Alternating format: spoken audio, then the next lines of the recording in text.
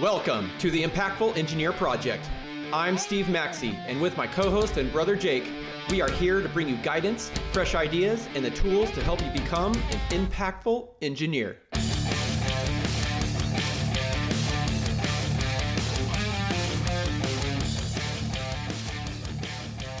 Engineers don't fail because they lack technical skill. They fail because they never learn how to lead, communicate, and take ownership. This is the Impactful Engineer. We give you the blueprint for career excellence, not textbook answers. I'm Steve Maxey, a senior manager in product development, and I'm here with my brother Jake, an owner and principal engineer at NLS Engineering. If you're done with the status quo and ready to take control of your career, then you're listening to the right show. Hello, Jacob. What's going on? I love our intro. Lead, communicate, take ownership. That's it. Yep. Just do that stuff. That's all you got to do. I guess I'll cover episode types. This is a guest episode today, and it's going to be awesome. But usually, Steve and I will come on here. We'll present a topic. We'll talk about it, the important parts of it, try to frame it so that you can use it in your day-to-day and in your career as an engineer, specifically and particularly early on. We like to hit that kind of 0 to 5 year range. We've been there, we've done that. So we like to be helpful in that way. Sometimes just one of us will get on, kind of do the same thing, but we have a topic that we're really fired up about and that we really want to send the message and just get our point across. And so those are usually a little shorter, and just one of us are on. And our third episode type is like today, where we have a guest on that has their own valuable experience and expertise to share with you, so that you can have a little bit more of a different perspective than just Steve and I on here rambling. So that's the show. 3 episode types in the show. Heck yeah. All right. And today our guest teaches digital marketing, corporate branding, and personal branding at the UC Davis Graduate School of Management. This is going to be fun. She is also the author of Valuable and Visible, a book around service first personal branding, which uses real stories of people who have grown their own success by learning how to communicate what makes their perspective valuable. Her message is especially relevant for engineers. Being technically strong is important, but doing great work does not automatically make you visible, memorable, or understood. So with that, I would like to welcome Vanessa Errecarte to the show. Did I say that right? You did. I'm actually very, very impressed because I actually have told my husband several times that this is not an intuitive way to say the name, and Ellis Island must have done something wrong. We'll blame them. Yeah. How are you guys? It's great to chat again. Yeah. We had such an awesome intro call a couple of months ago, actually. Mm-hmm. But we had a lot going on, so we had to schedule pretty far out. But I'm super excited to dive into not only your book, but just like what you do and a lot of the experiences that you can share with our audience. So with that, can you give us just a quick little elevator pitch of who you are, where you came from, and how you got to where you are today? Yeah. So I have worked in marketing my entire career. I feel lucky that I've known what I wanted to do, but I've always seen it a little differently. I want to bring back the good part of marketing, if you will. People use words like spin and whatnot, and I've always thought that I always said when I was growing up that I want to be a teacher or I didn't know the word yet, but some kind of PR, marketing, something like that. I liked, getting the word out, right? And as I got older and older, I realized that, there are ways to show value on a bigger stage. And that's why I love marketing, because I do think it's one of the most misunderstood professions sometimes, because when you do it well, you're really inviting people into figuring out something that either they didn't know they needed or that they knew they needed, but didn't know quite how to solve it. It really is kind of that teaching people how something adds value. And we can do it with the human or the person. So basically, I've spent my career doing a couple different types of marketing. I'm in Davis, which is right by Sacramento, which is the state capital of one of the biggest economies in the world. So I started my career actually in political marketing humans. That is hard. Humans are not like products. They change their mind and they say things we might not expect, right? And so I started my career there. Then I went, more general into, corporate marketing as well. Really enjoyed that. And I started my own firm about 10 years ago. Then the business school said, would you teach corporate branding and digital marketing here at UC Davis? And I said, well, that's kind of cool, because I said I wanted to be in marketing or teaching, and now I get both. And I had done corporate training before that, but teaching MBA students, it was really cool because, they're not, it's like, they're looking for that next big holistic thing versus the next step to figure out what they need professional development wise, right? So it's been wonderful. But one thing I started noticing is exactly what you both talk about. As I told you a couple months ago, you've been my workout buddy here and there for a while, listening to your message. And I think it's so awesome. I mean, Kelsey brothers, they're great and everything, but I'm glad you guys are all tuned into these brothers, because they say some cool stuff and they're funny. But it's what you say, right? So I started noticing that if you make it to the UC Davis Graduate School of Management, you're excellent. I mean, it's one of the top, tier business schools, right? And yet so many people get overlooked and struggle to find that thing that they're investing such a big commitment to in their lives, time, money, away from family, all that. And these people are brilliant. Your audience, you're full of these people that are brilliant, but, finding a way to express that value in a way that people pay attention was a struggle. Yet in corporate branding, we do it all the time.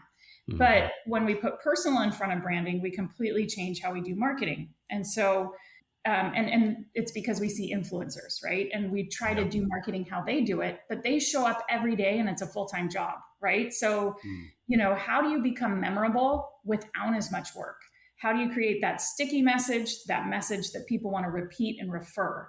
Then all of a sudden you're doing it in a way that is more business-like versus, here I am, this personal brand, I want to get rich quick, advising you on skincare that's going to burn your skin off anyway,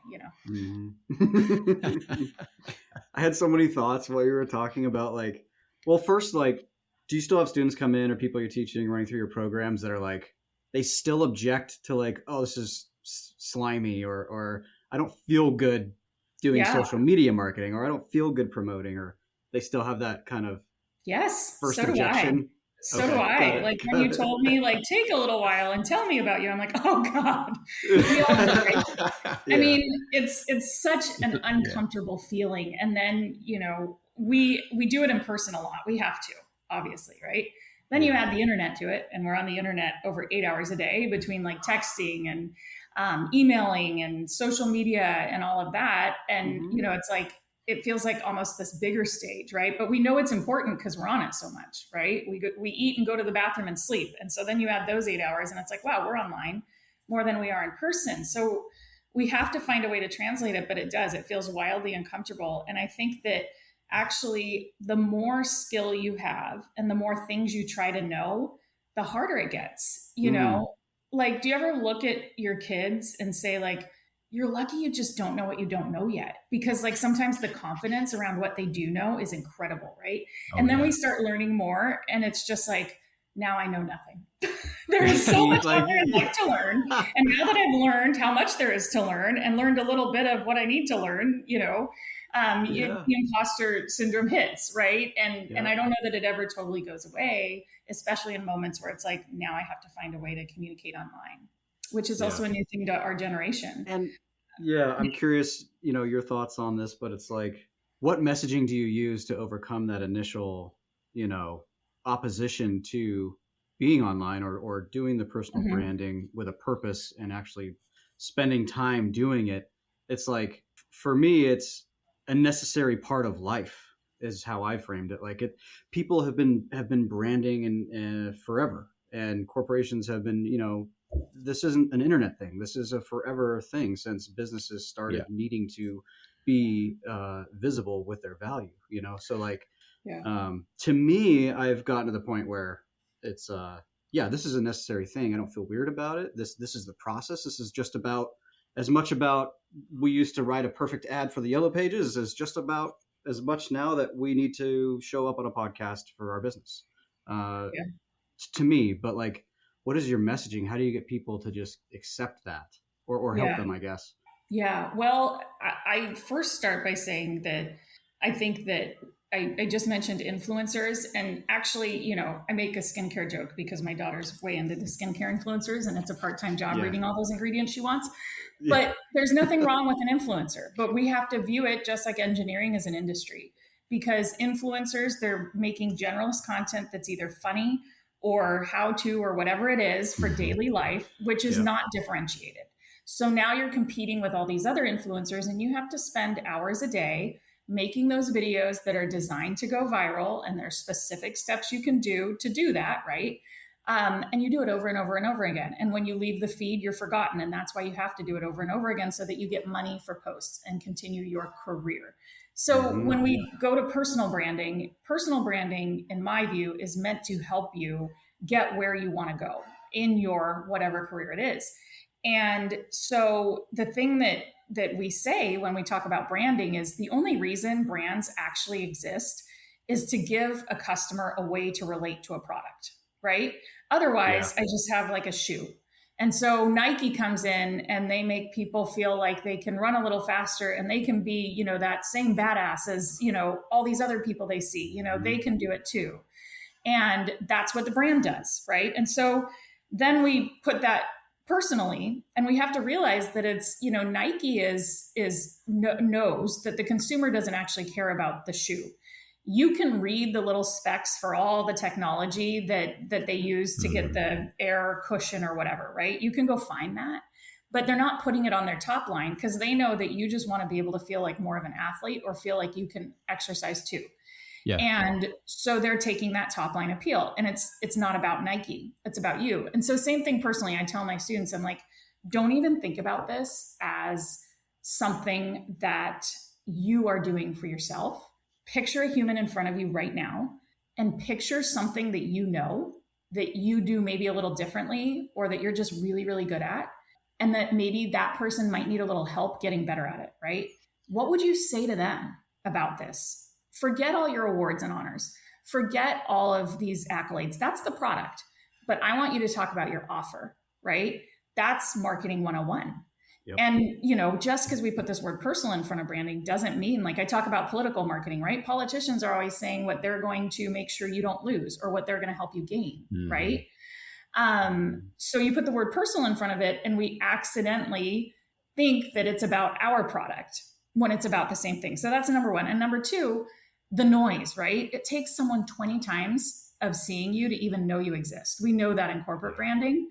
So we talk about frequency, right? And we say like someone can see your brand 3 times a day and still not get fatigued, right? That's a frequency score of 21. Each day we take our frequency score and we multiply it by the days of the week, right? And so it's like, you know, we say go to 21 and don't even worry about it. And then kind of start thinking about, you know, audience fatigue when you get to 28. But you know, so reminding how many people are in the world. People don't really see you, so they're not seeing everything you think you put out there anyway. And second of all, it doesn't have to be about you. And that's why I called it service first, right? To try and signal to people, this is a little different. Hey, my fellow impactful engineers. If there's one thing that you could do to help out this community, it's to keep listening to the podcast, but also that if you found value in it, to share it with one person, give us a 5-star review, or even leave a text review. It'll only take a few seconds of your time. Find that person that you think could enjoy some of this or learn from it, and pass on the good word. Now back to the show. And you're so right. And I love that idea, because a brand is an association with something to another thing, right? Yeah. Or to a message. So if you're going to give out your message and you're going to help people and you're going to tell them specifically like something that they could do, or whatever your expertise is that can lead them to the solution, you can associate that with yourself. Not necessarily like you were talking about all the products you have or anything like that. You can just be helpful. Yeah. Like this is how I saw it. You could be helpful, and they will associate that helpfulness with you. And that's a brand. That's a personal brand. Yes. Associating that to you person, you know, it's an association to a desired outcome. Yeah. You know, yeah. Yes, absolutely. And while you're talking, I was thinking about like, for like the career engineer, you know, you want to build a perspective, from those around you that you are associated with a great product or a great outcome in a project, etc. And like, yes, you could do great work, but if people don't have that association with you to that great work, then you will not get promoted. You will not, move up the ranks and build influence within the organization. And so that's why that personal branding is so important. Even if you are fantastic at your job, if no one knows about it, then you're going to plateau really fast. It's absolutely true. And that's what makes me sad and kind of mad, because have you ever seen two different people and one person just seems so much more distinctive than the other? And then you maybe take a look and you're like, nothing makes this person more special or more knowledgeable. Maybe they're even less knowledgeable, right? But they're getting all the opportunities because they're doing that thing, right? And so it's like, and the people I think that are the most hesitant are the people, like I said, that are like, geez, I know now what I don't know, and so I can't do this. And they immediately disqualify themselves when that's really a signal of like, geez, you probably do have something to say. If you're worried about all the things that, you might not know, that means you're a scrupulous person, probably highly knowledgeable, and probably do have different points of view. And then the other thing is, I always say to people, stop applying. Whenever we step out into the world, we apply. And we do this like in professions like engineering. You're victims sometimes of your profession. I have so many engineering students that they want to pivot into management, right? And there's a lot. And so differentiation is so important, right? And I always say, the minute you step out, you're trying to talk to me like that same person that wants whatever you want. And you're trying to say, here's all my skills. Here's all of the things that, I'm hoping to offer to you and get even better at. Oh, and I do have one hobby. Let me quickly mention that to you, right? So that I can be a little more human, and then we'll kind of, move on. But when you do that, you are like, it's like what AI does to people. You're sounding like everyone else. And so when we step out, the thing that we have to purposefully do is not sound like we're in that box. And so it's as simple as taking even like the mental exercise of, the sky is blue. This is common knowledge we don't question. Every industry has common knowledge we don't question. That's the cool part of where it's like, well, can you question it? Because if I were to say like, well, why do we like stargazing at night so much if the sky's blue? It looks black to me. So there must be more to the sky, right? Maybe the real problem is we're not taking enough time to learn from everything out there, that makes the sky, right? All of a sudden, if I read that online, I'm sending a signal without even telling you I'm smart, without even telling you how many degrees or awards I have, that I know something that might be able to help you enjoy stargazing more, right? Tony Robbins takes it very simply. He says, knowledge isn't power. Knowledge is potential power. Action is power, right? Yep. So none of this is actually born into people. And this is what makes me mad, because I think we think there's magic to leadership, to distinction, all of that. No one's born that way, right? We all are born having to learn to walk, talk, and be distinctive and lead, all the things. And so, we just can use frameworks, right? Like one framework I have is, like, I call it the truth framework. And it's like, first, what's the trope in your industry? What does everybody think, right? Next, what's the real problem? The real problem is you're only looking at half the time that the sky's blue. What's your understanding of a better solution? Here's what I want to tell you, right? And then fourth, evidence, right? So this is something that all listeners of this are very good at, right? They can point to, here's why I know this works. Here's the research. Here's the outcomes I've seen. And then finally, fifth, how to act. So if we teach someone something, if we say, have you ever considered that action is power?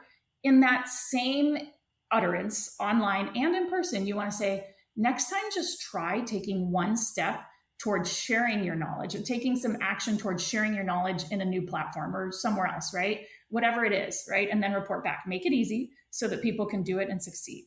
Then all of a sudden, you've taught someone something new. So you've formed your own expertise, right? Expertise and authority are different. Authority is your degrees, all that, right? You've formed expertise now because you've given the counterintuition and you've earned trust. And then trust is that thing, right? Marketing, we say know, like, trust. You have to know something to like something to trust something.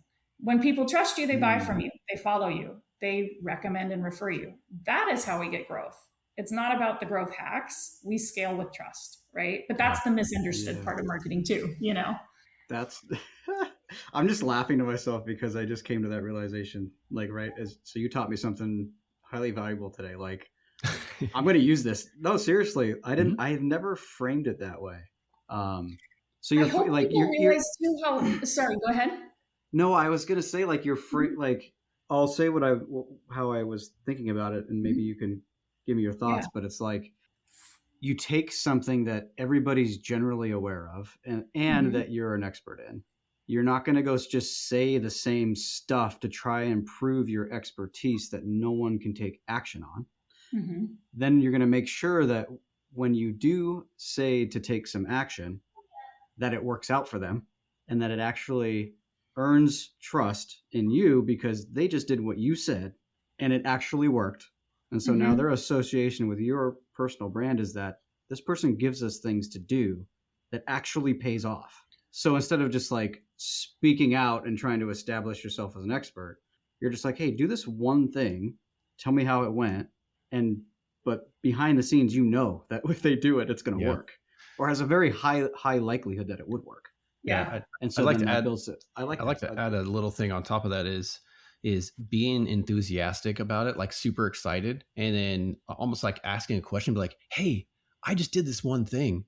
Have you tried this before? I was like amazed by what I found out, and then like being really excited about it and like listing all the details that you've learned recently about this thing.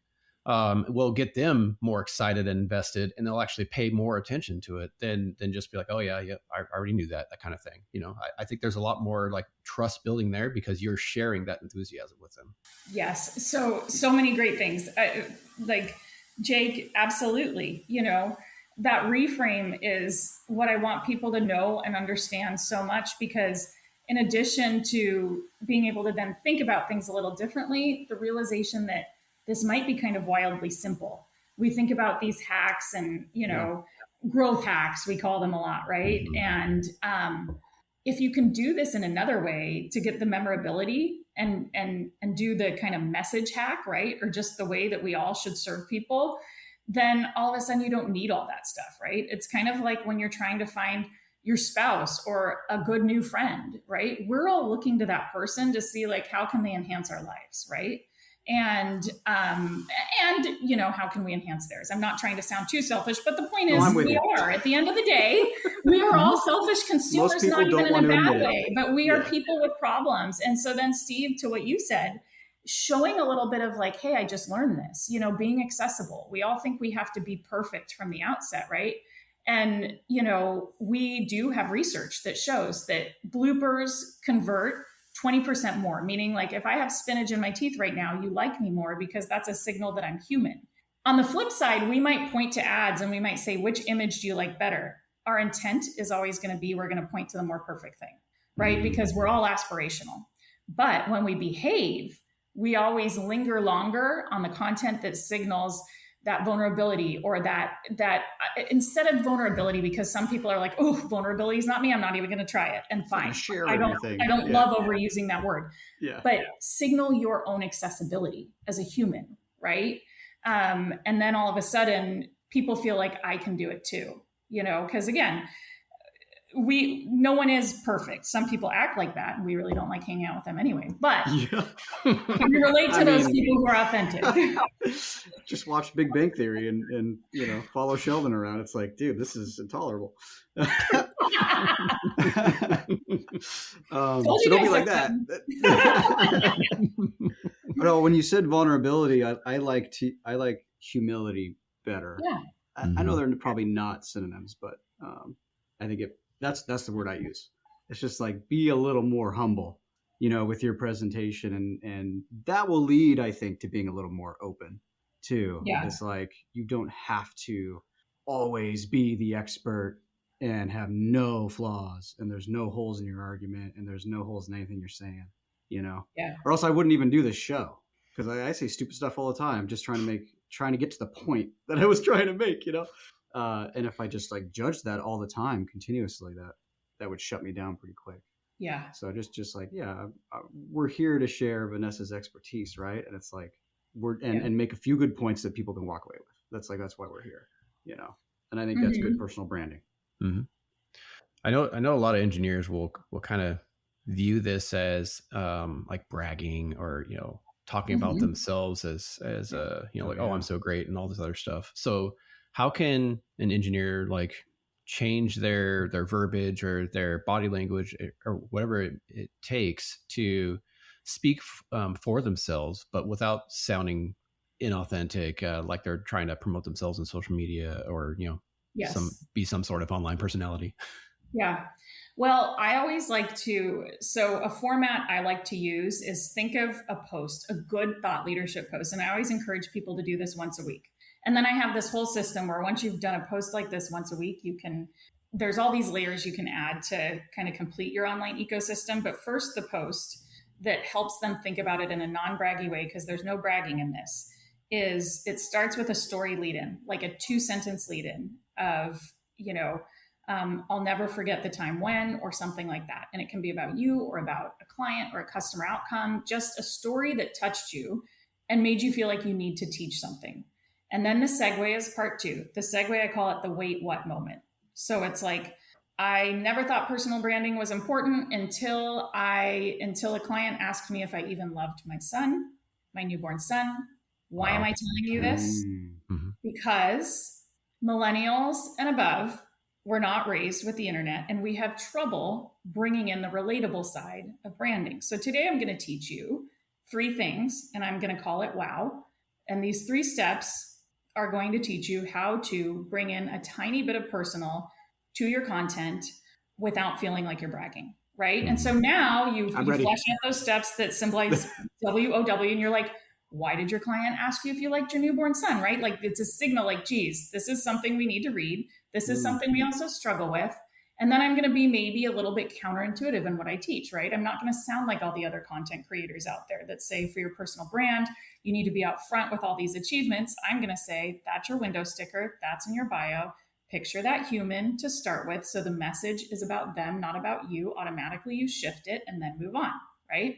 So again, that's kind of what signals it. And then at the end, you can even be cute. Like, and by the way, when he said that, of course I told him all about my son, that I love my son. And I realized in that moment that hiding the most human part of myself was not where the industry was going with the internet, right? Not where the workplace was going anymore, despite how we were taught. So all of a sudden you're relatable, you're all this stuff, and people then are going to go look at all the other accomplishments. They're going to go seek out who you are. It's like we do when we're going to go buy a car. We know we want the car because it signals that we've made enough money to get it, or that we're going to keep our family safe or save the environment, right? We know why we're getting the car. We already kind of know we're getting the car. And then we peel back the tape and unfold all the squares on the window sticker and make sure it is credible, right?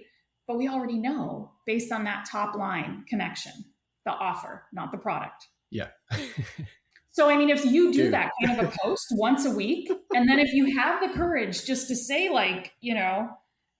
take your phone and you put it video and selfie mode and, hi, I'm Vanessa. And today I want to teach you something I really struggled learning, because I don't want any client ever to think that, I didn't like my newborn son again, right? Whatever it is, a short video lead in. Now I have this imperfect video on my phone that's authentic and can convert better. And I did it under my chin. So, now I have 29 chins, right? But I'll put it up.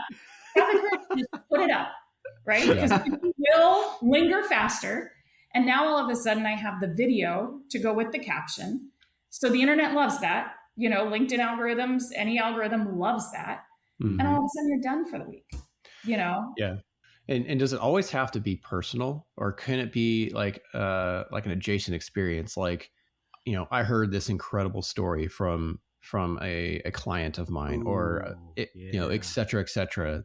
So you're not necessarily pulling in your own personal story every single time, but you're pulling in other experiences from others to really leverage your point. Yes. And that's a great place to start if you don't feel like you want to start personal. There's this one student of mine that I got goosebumps, because when he told me this, I'm like, okay, you get it. You get the story lead in. So he said that he volunteers. He's an engineer, and he is trying to, move up in management, all that stuff.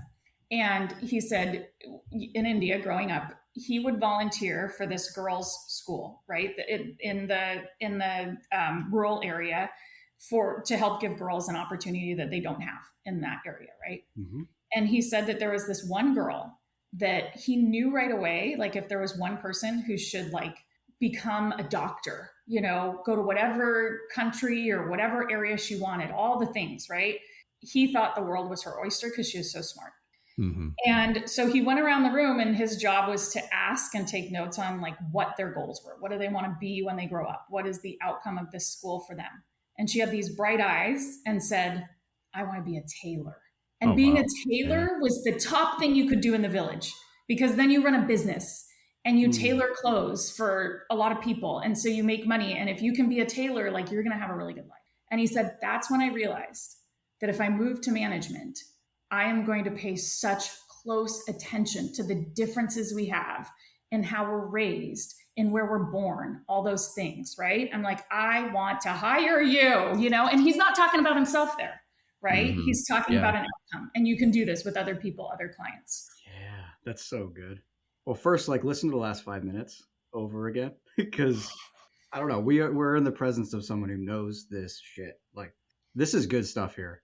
And then my last. And I still, every time I go to share it with you, I still doubt myself a little. I still am like, gosh, I'm so nervous to make that. I do all the things too. I want to make that very clear. Because I don't think this ever goes away. Before I jumped on the call, I get a little nervous every single time, even though I've done hundreds of episodes. But then it goes away, right, as soon as you get into it. But I don't know, you're hitting the right vibe here for me, and I think probably for the people listening too, because that's like it's practical. It's hitting my engineering brain side. It's like, if you don't feel comfortable with making it all about you and sharing a personal story, then you can even, dare I say, even share a personal story, but in the frame of, hey, somebody asked me about this. And and then you can say that you gave advice to somebody, or that somebody gave advice to you, or that you were you had a conversation with somebody and this came up. All the while, it's a personal thing that you went through that you really want to share. It's very valuable. You want it to be visible. You think it will help people, but you don't want to come from the place of like, let me tell you all about it and how I did it. Then you can just as easily just make it about somebody else, or or that somebody else gave you that same advice. Yes. You know what I mean? Like, yes. And again, like you said, it's based in that value. It's based in that here's why I'm telling you this. Here's what I want to share with you to make it easier for you. And actually, when I first wrote my book, I called it Visible and Valuable.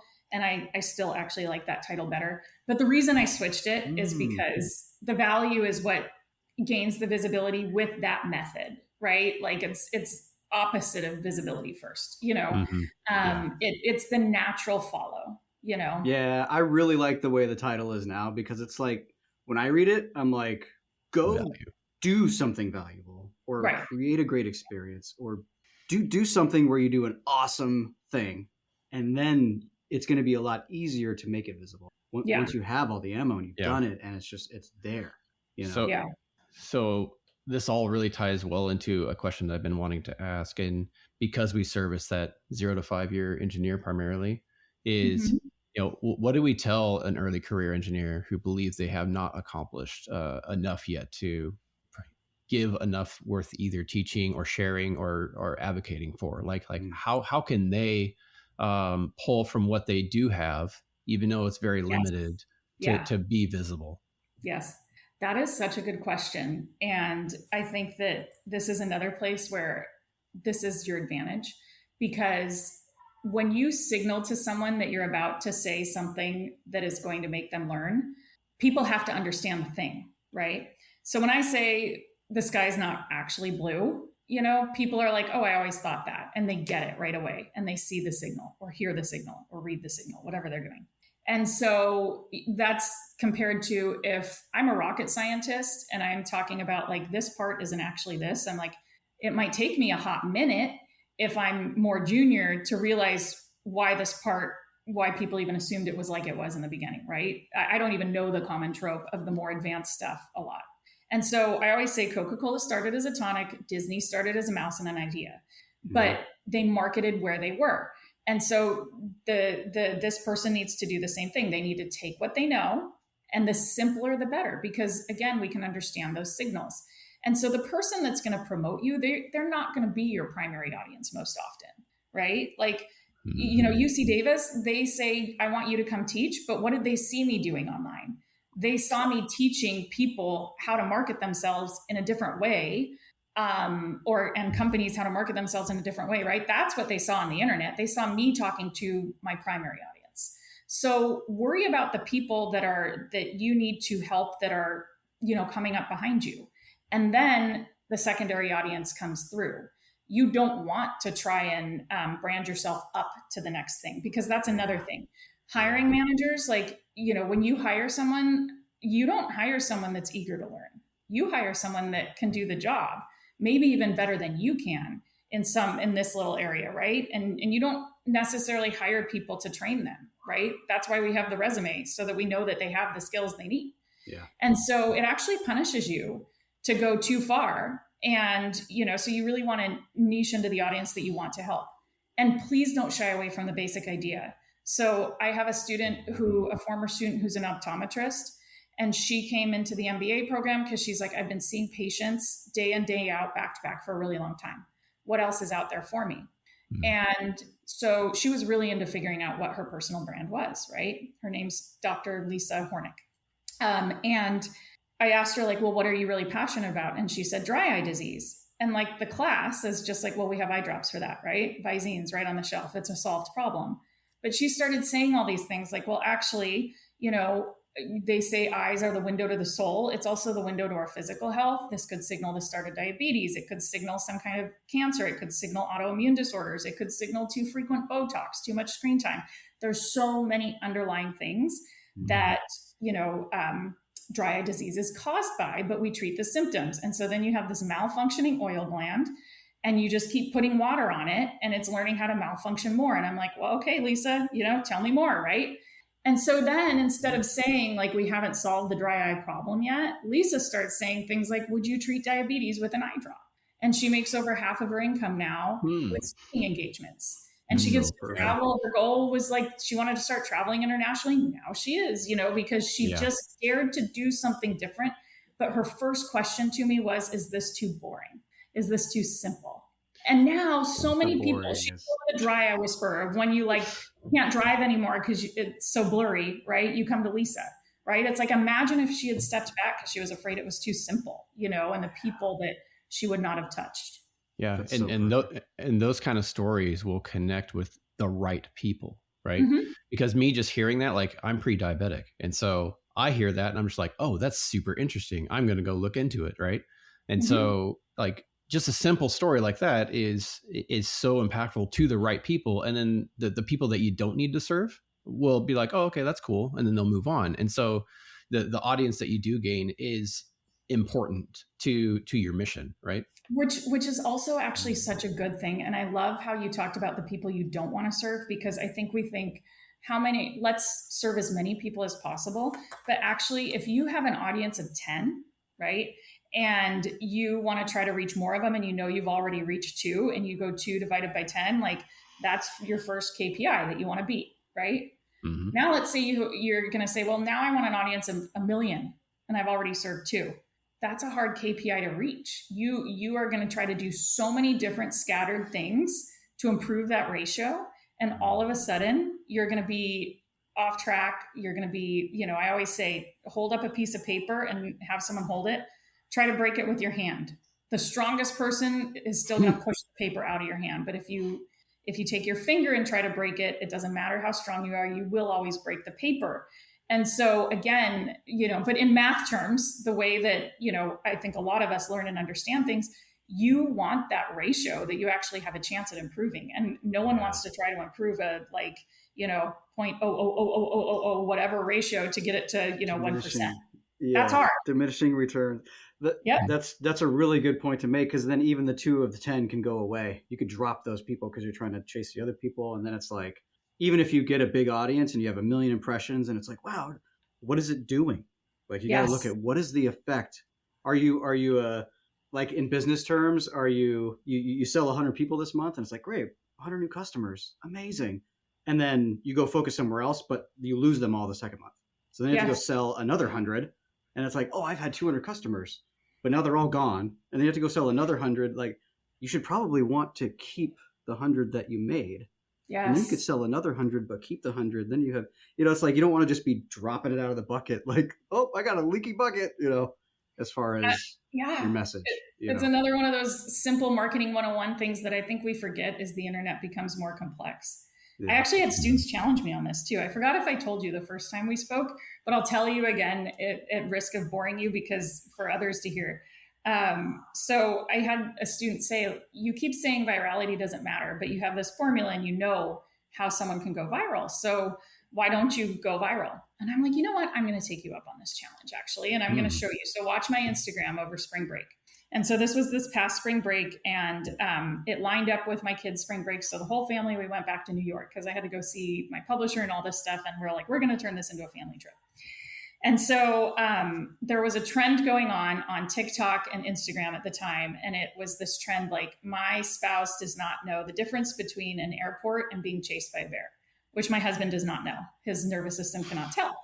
And so we get up too early and we're rushed and it's all the things, right? And, he's very on edge if, anything goes wrong or someone talks back or anything like that. It's quite funny. And so I kept taking these little clips and he has like, the special TSA clear or whatever. And I've never put in the time to do that because I'm like, I'm just going to stand in the, common line and, I know it's all going to be fine.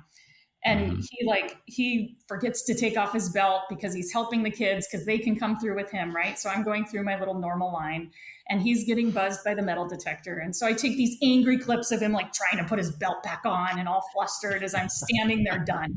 And I keep doing this throughout the morning, which that's a few hours of time, right? To have my camera ready and all that. And it certainly wasn't like this enjoyable airport, like I'm reading a book or something, right? And then at the very end, I zoomed in on the bookstore and I'm like, by the way, my book's coming out May 5th, right at the end of the video, right? And then it took another 3.5 hours with all the voiceovers, all the cuts to make this like 1-minute video that everyone's going to laugh at, right? Yeah. And it got 50K views in a day. And so then but the engagement ratio, which is taking any comment, follow, like, share, any of that, dividing it by how many views something gets was super like small. 0.004%, right? And I know I didn't bought books, right? But then like usually a post where I'm teaching people about marketing that might get, 500 to 1,000 views and then, a higher engagement rate of 4 to 10%, sometimes more, that might sell a couple books, And so, but that's where the influencer is, right? Because if I'm going to be an influencer based on like couples humor, I have to do that every day. And so the 3.5 hours I took doing that video and editing it, if I do a couple of those a day, there's my full-time job. Yep. And then in the videos, I can start repping a few products, but that's the difference, Yeah. But then it's like, I don't know. I followed marketing people for a while and there's one person that I see more often than not because I like their stuff, but it's like the business woman with the 1,000 followers on Instagram makes $2 million a year top line. Yes. And the businesswoman with 1 million followers on Instagram, but that just used entertainment to get to that million makes like 250K top line, and they don't know what's wrong.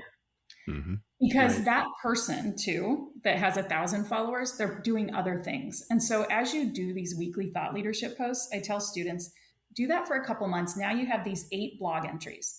And blogs are not like, I know people don't go consume blogs on websites anymore. Duh, we all know that. But if you make a website, your first and last name.com, that gives you some filler content to use. You've already got all these concepts, all this work you've done. We now have tools that even help us write. And if you already have these blog posts, you're feeding it with your own ideas, right? Because you've already used like the truth framework and things like that to be original and counterintuitive. So you're not that sea of slop, sea of sameness. So now start putting it on a website, and on that website, put a way to opt into a newsletter, right? And so that person with 1,000 followers on Instagram, if they have a newsletter that they're reminding people to opt into and stuff, they may have 10,000 people on their newsletter, which is where you want it, because that's where the more intimate relationship happens. And that's what corporations know too. They're constantly funneling people to their own CRM system, right? Yeah. And that's because it's like goes back to marketing 101. What are we like as humans? And if I walk by your computer and you think you've left your Instagram feed open, you're like, okay, well, she knows I'm into this and that, fine. She didn't see anything crazy. But if you've left your email open and I walk by your computer, or if you leave your texts open and I walk by, you're like, man, what did she see? you know? Mm-hmm.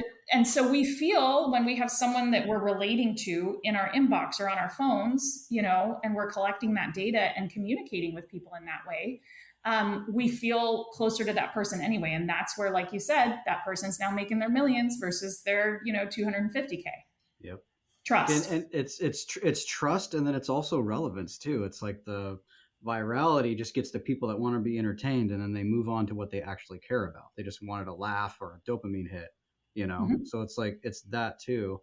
By the way, building the systems right now to have my own newsletter and a CRM system that actually identifies clients and what do they care about, and I can give them my message and all that. So that's exciting. Not quite there yet. Still got to do too much work. Yeah. I was gonna ask, unless you got a follow up question, Steve. But so you know, we didn't get the book in time to read everything. We've been talking about obviously content of the book, but if there's anything in the book that you know you wanted to hit, and it's like, oh yeah, we should really talk about this one section. Is there something like that? And did you want to share it? So, you know, the book, I wrote it to be almost like embarrassingly easy to implement because I want more people to implement this kind of stuff. So it's in 4 parts and it breaks down, you know, that first thought leadership post. And then you see in each section, like, how do you package yourself in your website? And here's each step of exactly what to say on your website. And so it goes step by step so that by the time you're done and it ends in, should you want to consult or monetize, you know, here's how to do it. So basically the first little part, the introduction in chapter 1 is reframing personal branding in the way we've done. And then it really is step by step. How do you do this? You know? So if you want to start with just that LinkedIn post once a week and then build, I guess the one thing I would say is that then is chapter 8 and 9 to start with that one funnel, that one LinkedIn post, and then go back and read from the beginning. But from the beginning, if you do it in order, you know, by the time you're done, you've built your brand. And at the end of each chapter, because I know we're busy professionals, I give you how much time it takes and my goal for each step. And so you can kind of plan it out as you go. If you look at that last page, the last box in each chapter. And my goal for everyone is that once they get it up and running, they're spending 1 to 3 hours a week, and that's it on their personal brand online. And it makes you then better in person too. If you start finding all these counterintuitive things based on these frameworks that I'm going to teach you, because again, we all have to be potty trained, walk and talk when we're little. We all have to learn these things, right? So you're going to learn how to be counterintuitive. Even if you think you're the most vanilla person in the room, we're turning you into Rocky Road. Don't even worry about it. Yep. You follow all those things, right? And I want you to eventually, you know, do it in a short amount of time. But then you start sounding more Rocky Road in real life too, which is kind of a cool side effect that I love. Yeah, that was actually my follow-up question originally before Jake asked his was, you know, we have been talking mostly about online thought leadership and how to be compelling online, but how does this help people, you know, be more compelling in person with like meetings and interviews, presentations, and you know, just general conversations with other leaders? Yeah. I mean, the smartest person in the room is that person. Like whenever you ask a question or make a statement that goes, and here's the thing that I think we're missing in all of this. And if we could pull this in too, how would that change? Like in step 2, if we did this a little different than we do it, and then most people do it, like, haven't you noticed how step 4 is smoother? Like these little tiny granular things where you can say like, ooh, here's something very simple where I can go, what does everybody think right now? What's the real problem? What's my better solution? Right? Those 3 things, you run through it quickly in your head as you're in a conversation. And then all of a sudden you're helping. And then it's not an elevator pitch. Like, gosh, elevator pitches are creepy, right? I'm standing in there trying to tell you everything about myself and the person's hitting door open. But when you like have a conversation and can all of a sudden say like, ooh, what value add can I do by finding that thing they might not be thinking about? Then it's like, wait, who are you? Who are you? You know, let me get your name, right? And so, yes, I do think it makes you more distinctive in real life. And I think it's important because if you don't tell people who you are, and forming a personal brand forces you to theme yourself, right? If you don't tell people who you are, the internet's going to try to find it. And I always say like poor John Turnus is the guy that like learned this maybe the hard way. I don't know John Turnus, but did you guys see in the New York Times in April when they were talking about Tim Cook's retiring from Apple? and John Turnus is the next favored guy. Mm. And there was this one sentence, and it said, John Turnus, now Apple needs to decide if they want another deft manager or an innovator. And I thought that should be because deft managers are great. I mean, Tim Cook, like they keep the ship running, they keep the profits going, all of that. But, you know, John Turnus, the same article also explained that John Turnus was the guy that either has these 3, you know, dots for your camera or the one. And that one dot became the kid's phone, right? And so he tiered the iPhone by an engineering innovation into a product suite. To me, that's innovative because the iPhone had never had a product suite before, but no one ever told him to talk about it that way, you know? And so all of a sudden, the New York Times decided he's boring and it says or instead of and. But he could have decided that for them, you know? And so that's where I'm just like, everyone deserves this, you know? If you don't speak up for yourself, other people, those selfish people we talked about earlier, that we all have an inclination to be, they're not going to speak up for you, you know? Yep. That I've never considered that before. I was just thinking, still, you're going to get shade thrown on you. like you can do you can do the branding, you could be out there. I know people that are very visible. And then it's like someone who's seen one snip makes their entire judgment of this person's entire life and who they are. I'm just like, okay. I know. And I feel so bad for that person who is so unhappy, right? And that's like what we tell our kids, right? But one thing that's helpful in this area that I do have in the book is we do have research. Everybody thinks, what's the strategy of if I get a bad comment, do I respond back? Do I delete it? What do I do? We have research that shows that if you delete that comment, unless it's customer service for a product, which is like a little bit beyond like the personal that we're talking about, that's different. Right. But for your personal brand, if someone is throwing that shade, right, you can delete it and it won't make a difference. It will not punish you to delete those comments. Yep. So you can just let it go and delete it if that makes you feel better. And I honestly think that's a better strategy anyway, just to like not have to deal with the emotional fallout. You're dealing with enough, you know? Then to respond to every single thing. Yeah, people like that, they're not going to stop. That's why they're doing it, you know? Exactly. The research also shows that too, is that cascade, you know? So if you are not going to delete it, you really need to comment in a way that shuts down the conversation, you know? Yeah. So if you're a new engineer and you are applying for a job and your only opportunity to make an impression is your resume and cover letter, and that is it. How can how can someone leverage some of these concepts in their resume and cover letter to at least stand out enough to get that first conversation? Yes. Okay. So the first thing is AI algorithm. We want to make the signal that we know everything that we need to know to get the job, but then we do something differently. So back to those, if I do step 2 a little differently, step 4 is smoother, right? You're writing your resume, and then where can you find in each piece of experience a way to put like, you know, achieved such and such, but took common, you know, whatever the approach is and added this, right? You do that enough and AI is like, okay, they know everything there is to know. So I'm going to put them in the qualified pile, but now I have to flag this because I don't understand these other things they said. I can't put it into my pattern boxes that the algorithm wants me to put it in, because AI is no longer about keywords primarily. It's about finding buckets of patterns. And so you have to break the buckets of pattern, but you have to show the parity, right? That you know the buckets so that AI can see you as credible. So that's the resume. And then the cover letter is your opportunity not to repeat your resume, but again, to talk about that story lead-in of whatever it is that showed you that your life's purpose, your career purpose is to help because you saw something in a different way. Here is that wait, what thing I saw differently. And these are the things, when I repeat these things, that really changes the outcome for organizations. And if I spent the rest of my career doing this, I'd be so satisfied because I see this tiny little thing, this tiny little, you know, entry-level thing, whatever it is that, you know, you've discovered that you can help on, you know. If the cover letter is the emotional connection, if the cover letter is the offer, and then the resume is the product, also so that AI algorithm can be broken. Now you have it all working for you, you know? Yeah, I like that. I would say do a cover letter, even if they say it's not necessary. If they say, don't you submit a cover letter, I mean, follow the rules. But, you know, you could break the rules too. But what if your cover letter said something like, yeah, you know that resume you just read? Here's how we're going to make it happen. Right. Here's how we're going to execute on this. You think And anyone has that's ever right. said that? You know that cute little resume you saw? This is how we put it into action. And then you just talk about it. This is how I usually do it. This is where I break the mold. Yep. Could make you stand out, you know? And you know what, that wording you just used, just that clear, like human wording, that is just like, that's, you know, when we see marketing language, we see that, right?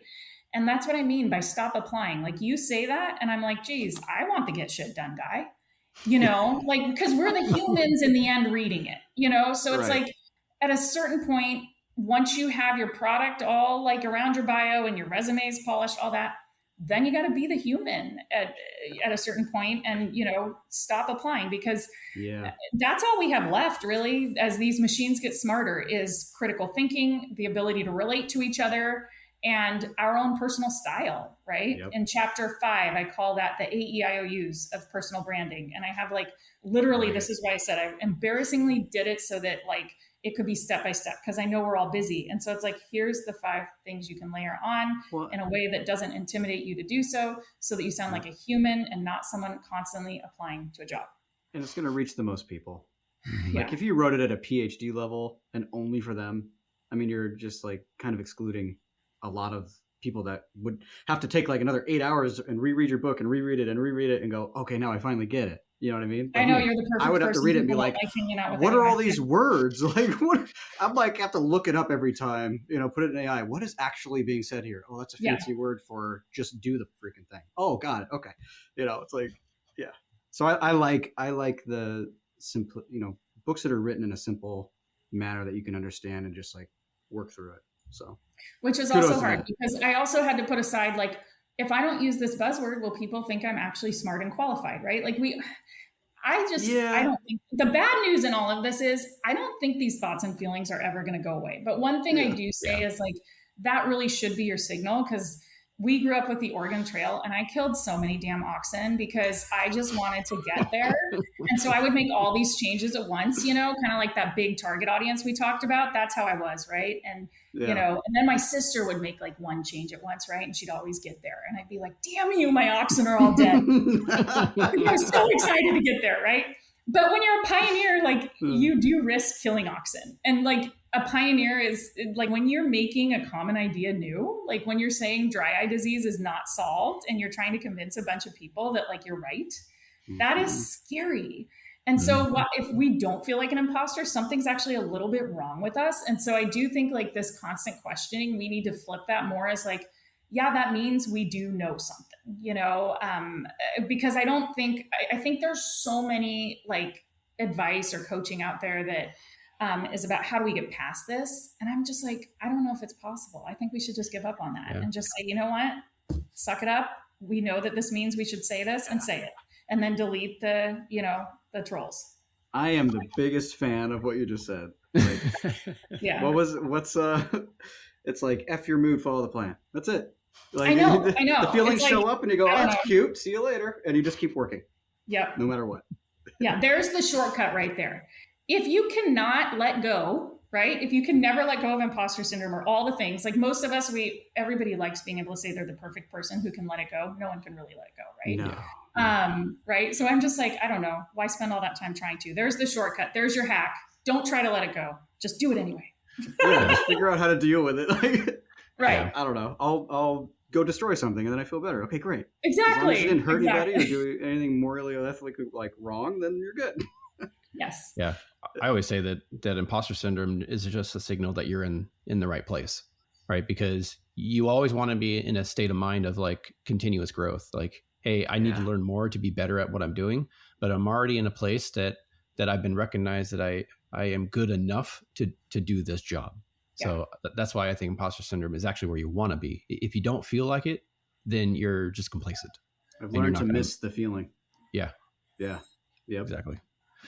So, this has been an awesome conversation. We've discussed a lot what comes down to like helping people recognize their own value and communicate clearly. So both online and in person, which is what I love.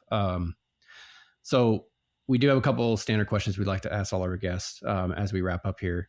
And I'll just kick mine off and then I'll let Jake follow up. So from my perspective, what makes an impactful, or I'm sorry, from your perspective, what makes an impactful engineer?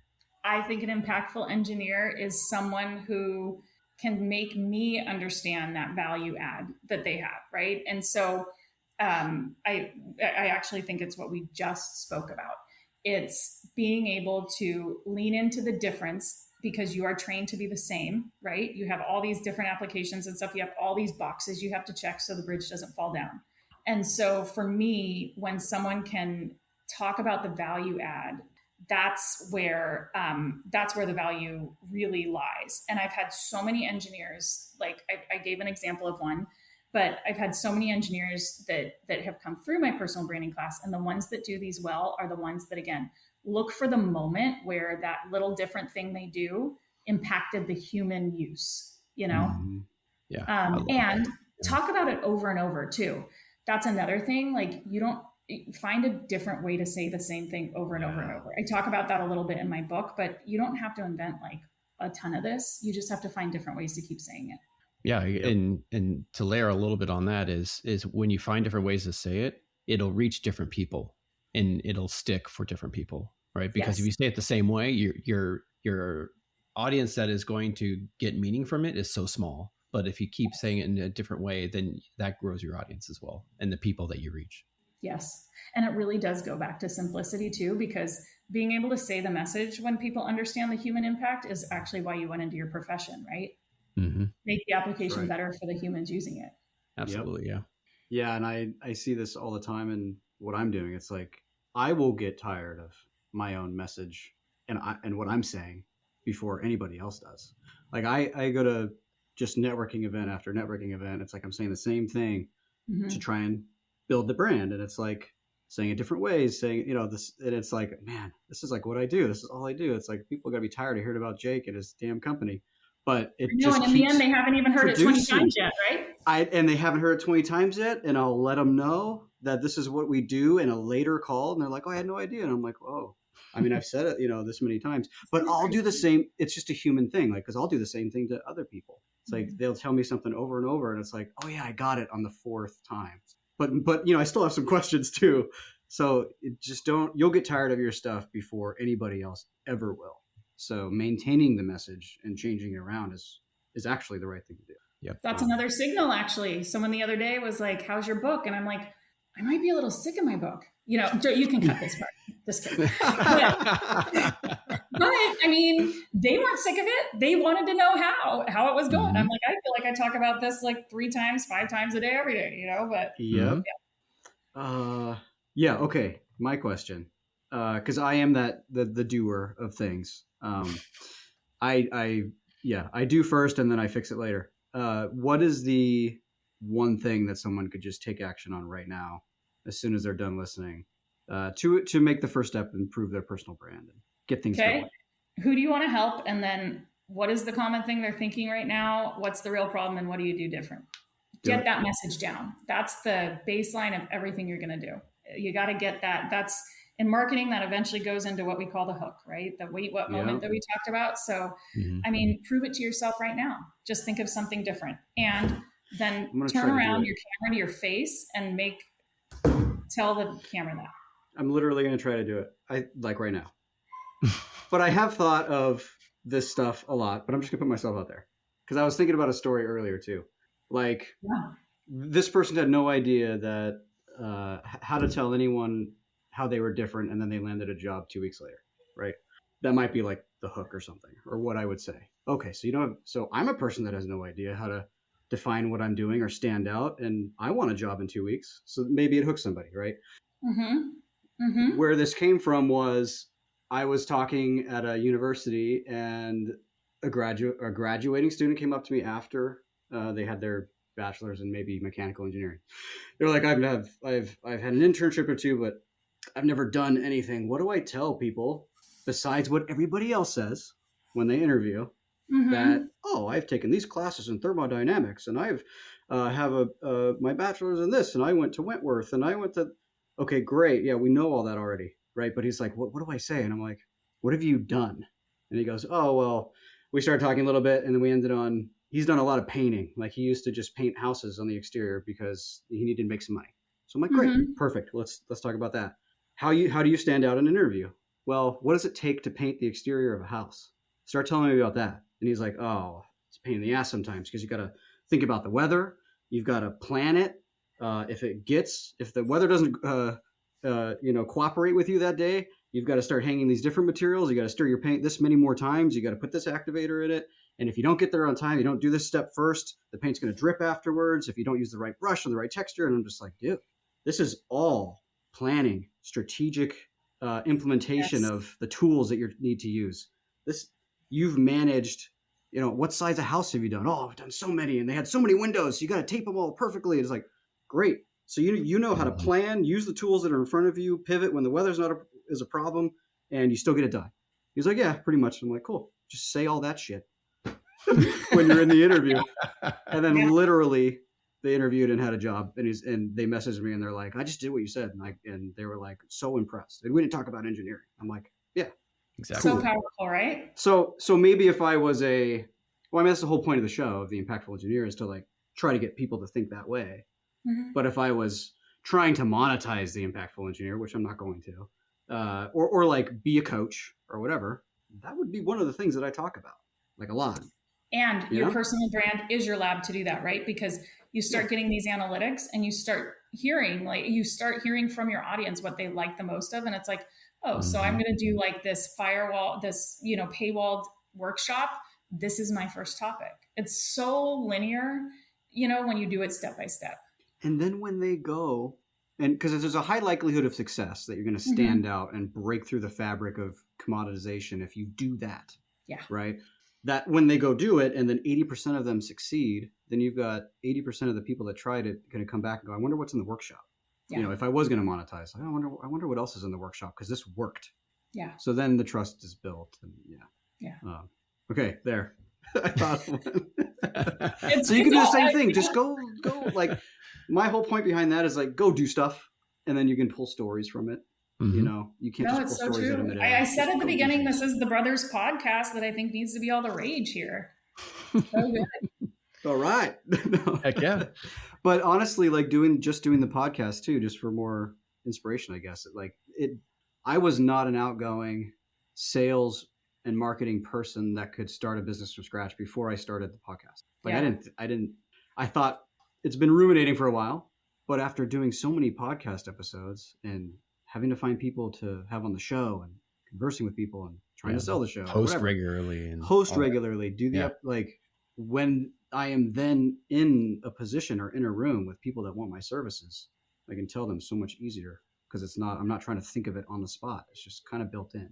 Yeah. Yeah. So before that was a long-winded. No, it's so cool. And I was about to point out, like, it's almost a little fun because, you start realizing that your value is impacting people and it gets fun, because look at what you're doing for your audience. Stuff. Yeah. I love when I get messages be like, oh, I did what you guys said and I got promoted or I got the job or et cetera, et cetera. And I get those every once in a while. And it just re-empowers, why we do this in the first place. That's it, right? That's like the elixir of life, right? What else is it? Yeah, exactly. So before we wrap this up, finally, please tell us where they can get your book and where they can follow you online. Where books are sold. So Amazon, Barnes & Nobles, Target, like all those places are, it's listed there. And then on my website, vanessaerrecarte.com, just my name. Mm-hmm. I have it linked as well, those places. And I have value adds because I have to practice what I preach. And so different learning tools and stuff like that also on my website. Perfect. And you're on LinkedIn as well. And then just in case, and just in case people don't catch the title, it is Valuable and Visible. So I'm excited to read the book. I think it gets here today. I believe is what you said. So pretty pumped about that. And I'll hit you back up and tell you what I think of it all. So awesome. I know it's going to be awesome. If you don't like it, you can tell me and I'll delete your comments. So cool. Yeah. We will make it our personal mission to just drag you down with our Let's see if she actually deletes it. Let's call her out and see if she does. Awesome. So for our listeners, if you learned something today or think someone else needs to hear Vanessa's point of view, and I know there's a lot of value here, please share the show. It's the best way we can grow the podcast and continue to create value and impact for this engineering community. And again, Vanessa, thank you so much for joining in this great conversation, and we'll talk to you next time. Thank you for having me. That was fun.